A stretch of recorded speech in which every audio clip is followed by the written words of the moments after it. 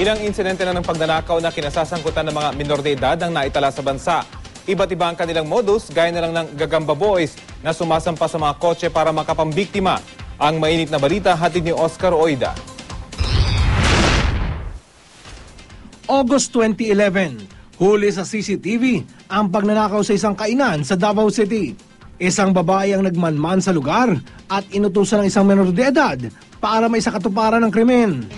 April 2012, nakuna naman ng ating Hughes Cooper ang pagtangay ng tubo ng ilang menor de edad sa isang truck sa Taguig. Sinempuhan ng mga bata ang traffic para makasampa sa truck at makapagnakaw. At nitong 25 lang ng Enero, kasabot umano ng isang driver ng jeep ang tatlong menor de edad na nang hold up sa kanyang mga pasahero.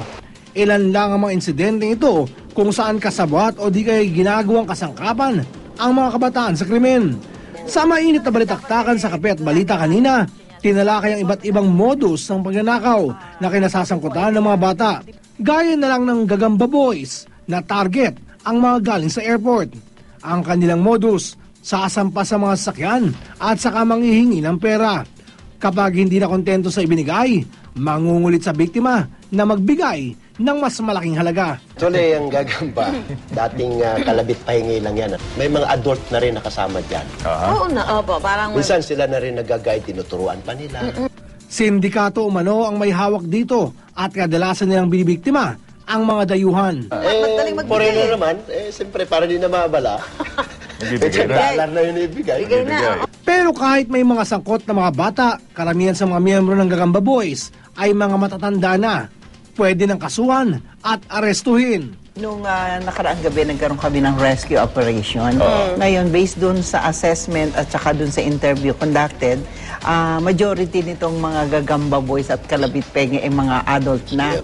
Bukod sa pagsampa sa mga sakyan, gumagamit na rin ng armas ang ilang kabataan sa kanilang modus. May isa pang modus latest, itong hold up na stun gun. Yung may current, yung...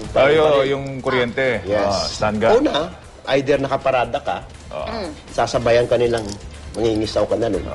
Gugulat ka na, tatali ka na, tapong ka na lang kung saan. Pati mga pampasaherong jeep, hindi rin umano nila pinalalagpas, lalo na ang grupong picket gang. Ang kanila namang modus, magdedeklara ng hold up at pinapapikit ang mga pasahero para hindi sila mamukaan. Aakyat ngayon 3, 4, 5. Na ano to? Na mga kalalakihan. Sa jeep. Hindi minor, hindi mga minor de Matatanda na yun. Matatanda na, Biglang mag-declare ng malakas yun. Hold up to. Lahat pikit. Dahil sa mga gitong insidente, pabor na rin daw ang Pasay City Social Welfare sa pagbaba ng edad ng mga kabataang maaring kasuhan. Kung titingnan po natin, sinasamantalan na yung batas. So siguro tama rin po yung ibang constituent at mamamayan na nag-a-appeal na ibaba yung edad ng mga batang pwedeng kasuhan. Pero higit daw sa lahat, dapat maging responsable ang mga magulang sa kanilang anak, kasabay ng pagtutok ng kapulisan para masugpo ang krimen. I advise siguro na tutukan na. May barangay na dyan, may pulis na, may aviation. Sabi nga ni Ma'am kanina, joint forces na. Nananawagan din po kami na tayo po ay magtulong-tulong upang itong mga elementong ito ay masawata. Oscar Oida, GMA News.